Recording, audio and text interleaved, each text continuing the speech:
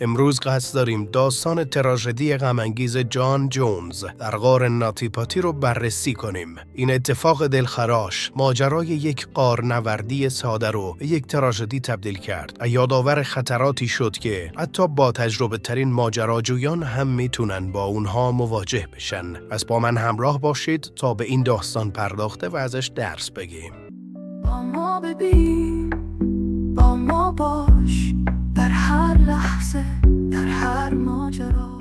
وقتی خانواده‌ها برای تعطیلات دور هم جمع میشن، معمولاً فعالیت‌های سرگرم کننده‌ای برنامه‌ریزی میشه تا خاطرات ماندگاری بسازن. خانواده جونز تصمیم گرفتن به غارنوردی در غار ناتیپاتی برن، اما نمیدونستن که چه فقدان وحشتناکی در انتظارشونه. این داستان تراژدی مرگبار غار ناتیپاتیه. جان جونز آماده بود که اوقات خوشی با خانوادش داشته باشه. اونها تصمیم گرفتن به غار ناتیپاتی در بیابان یوتا نزدیک سالت لیک سیتی برن. جان قبلا به این غار خاص نرفته بود، اما با برادرش جاش در دوران جوانیشون در غارهای مختلف یوتا تجربه غارنوردی داشتن. جان خودش رو یک غارنورد با تجربه میدونست، هرچند که در سالهای اخیر به دلیل ازدواج، داشتن فرزند و مشغول بودن به تحصیل در دانشگاه ویرجینیا زمان کمتری برای غارنوردی داشت. اون در تعطیلات شکرگزاری به خونه برگشته بود تا با خانواده‌اش استراحت کنه و یک روز پیاده روی و کاوش در غار ناتیپاتی رو برنامه ریزی کرده بودن. غار ناتیپاتی از دید بسیاری یک غار ابتدایی محسوب می شد. بخشای اصلی غار برای همه جالب بود. اتاقی به نام هزار تو اونجا بود که دارای دهانه ها و تونل هایی بود که به دور سنگ های بزرگ می چرخید. یک منطقه بزرگ شیبدار به نام سرسره هم اونجا داشت که کل اتاق با زاویه 45 درجه به سمت پایین شیبدار بود و تنابی برای هدایت شما به سمت پایین وجود داشت. این سیستم غاری در بیشتر مناطق قابل عبور به خوبی نقشه برداری شده بود. همچنین مناطق شناخته شده‌ای وجود داشت که چالش برانگیزتر بودند، مانند کانال تولد یا آورتا. این مناطق تنگ و دشوار بودند و تنها غارنوردان با تجربه تلاش می‌کردند از این گذرگاه عبور کنند. غار ناتیپاتی اخیراً پس از چندین سال بازگشایی شده بود، چون قبلاً غارنوردانی در این فضاهای تنگ گیر افتاده بودند. این گذرگاه‌ها برای برخی افراد قابل عبور بودند، اما دیگران ممکن بود متوجه بشن که شونه‌ها و باسن‌هاشون هر چقدرم که تلاش کنن نمیتونن از بین سنگ‌ها عبور بدن. پس از اینکه خودشون رو در فضای باریک محبوس می‌کردن، کاملاً گیر می‌افتادن و نیاز به کمک جدی داشتن تا بتونن به آرامی به عقب برگردن. به دلیل این عملیات‌های نجات، ورود به غار به صورت مجوزدار در اومد و هر گروه باید دو غارنورد با تجربه به همراه داشته باشند. جاش مجوزی برای گروهی جهت کاوش در روز سه‌شنبه 24 نوامبر 2009 میلادی دریافت کرده بود. همسر باردار جان، امیلی، به همراه دختر 1 سالشون لیزی توی خونه موند تا از یک شب آرامتر با خانواده همسرش لذت ببره. گروه 11 نفری از خانواده و دوستان به بخش‌های اصلی و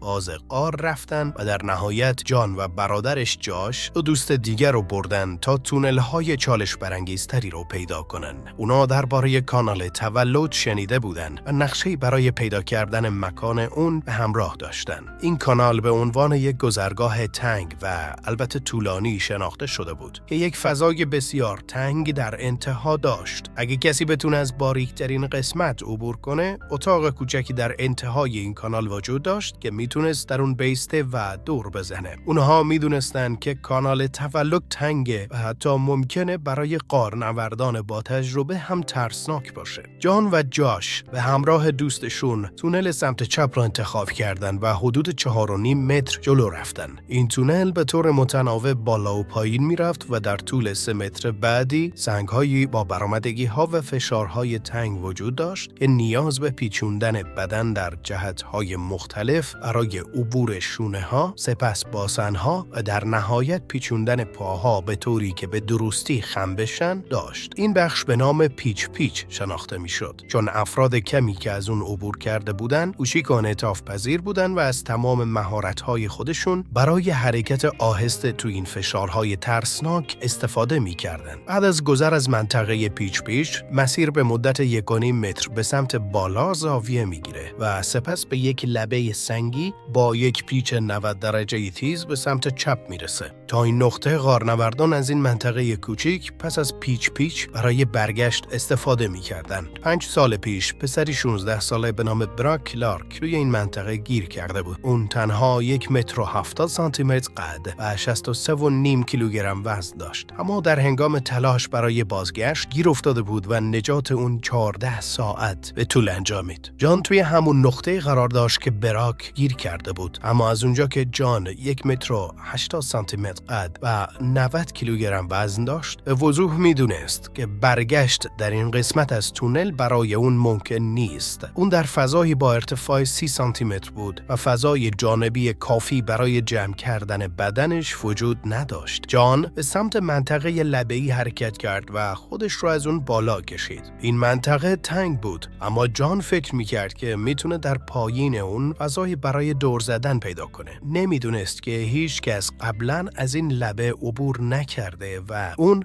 در منطقه ناشناخته قرار داشت. با این حال جان خونسردی خودش را حفظ کرد و مطمئن بود که در جلوتر یک راهی برای بازگشت وجود داره. اون فکر میکرد که در قسمتی از کانال تولده، جایی که بسیاری از غارنوردان احساس گیر افتادن کردن، اما در نهایت به سلامت از اون عبور کردن. پس از عبور از یک منطقه تنگ، شروع به لغزش به سمت پایین تونل کرد و تقریباً به حالت ایستاده در اومد. سعی میکرد بدنش رو بالا نگه داره و بفهمه چطور به عقب برگرده، اما همچنان نمیتونست دور بزنه و حالا سرش به سمت پایین بود. جان به برادرش جاش گفت که اون رو دنبال نکنه و به عقب برگرده. اونا درباره گزینه‌های جان صحبت کردن و تصمیم گرفتن که بهترین گزینه پیشروی و تلاش برای دور زدن باشه. جان حالا روی سر و شونه‌هاش قرار گرفته بود و نیاز داشت تا از این وضعیت عمودی خارج بشه. چراغ سرش به یک سوراخ در جلو اشاره می‌کرد که ممکن بود به یک فضای بزرگتر منتهی بشه. جان امیدوارتر شد و فکر کرد که در نهایت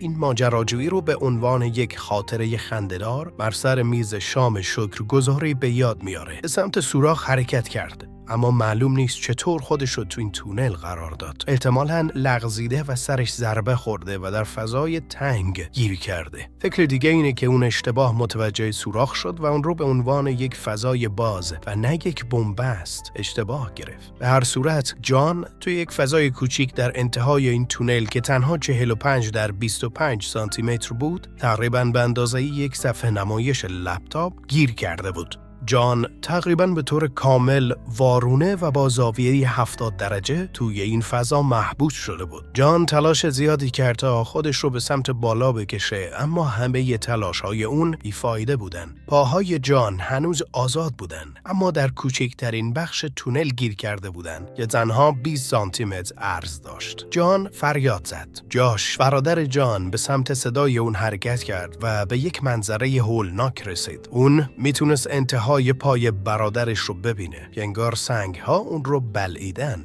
جاش تلاش کرد تا جان رو بیرون بکشه، اما تمام تلاش‌های اونها بیفایده بود و خسته و ناامید شده بودن. جاش تصمیم گرفت که برای کمک بره و به جان گفت که سعی کنه آروم بمونه و استراحت کنه. جاش سریعاً به سمت دهانه غار رفت تا کمک بیاره. جاش با تلفن همراهش با اولین گروه نجات تماس گرفت که در ساعت 1:30 بامداد 25 نوامبر به غار رسیدن. عملیات نجات ادامه داشت و امدادگران از هر گونه ابزار و تکنیکی که میتونستن استفاده کردند تا جان رو بیرون بکشن. تیم نجات به مدت 27 ساعت با تمام توان تلاش کردند تا جان رو نجات بدن، اما غار ناتیپاتی فضای محدودی داشت و هر حرکت اشتباهی ممکن بود وضعیت جان رو بدتر کنه. امدادگران تلاش کردند تا سنگ‌ها رو جابجا کنن و تناب‌ها رو به بدن جان بستن، اما هیچ کدوم موفق نشدن. در نهایت پس از ساعتها تلاش، جان دچار ایست قلبی شد و جونش را از دست داد. امدادگران پس از اطلاع از این موضوع تلاش خودشون رو متوقف کردند. جسد جان در همون مکان محبوس باقی موند، چون امکان بیرون آوردن اون به دلیل شرایط پیچیده و خطرناک وجود نداشت. غار ناتیپاتی به طور دائمی بسته شد و به یک مکان یاد بود برای جان تبدیل شد. این تراژدی به عنوان یکی از حوادث ناگوار بار در تاریخ غارنوردی شناخته میشه و یادآور اینه که حتی غارنوردان با تجربه هم میتونن در برابر خطرات طبیعت آسیب پذیر باشن. خانواده و دوستان جان یاد و خاطره اون رو زنده نگه داشته و از اون به عنوان یک مرد شجاع و دوست داشتنی یاد میکنن که به ماجراجویی علاقه داشت و تا آخرین لحظات زندگیش به دنبال چالش‌های جدید بود. این داستان غم‌انگیز غار ناتیپاتی به ما یادآوری میکنه که طبیعت همیشه قابل پیش‌بینی نیست و هر ماجراجویی میتونه خطرات خودشو داشته باشه. امیدوارم از این ویدیو درس‌هایی برای ایمنی در سفرهای ماجراجویانه بگیریم. اگه این ویدیو براتون مفید بود حتما لایک کنید و نظراتتون رو برامون بنویسید.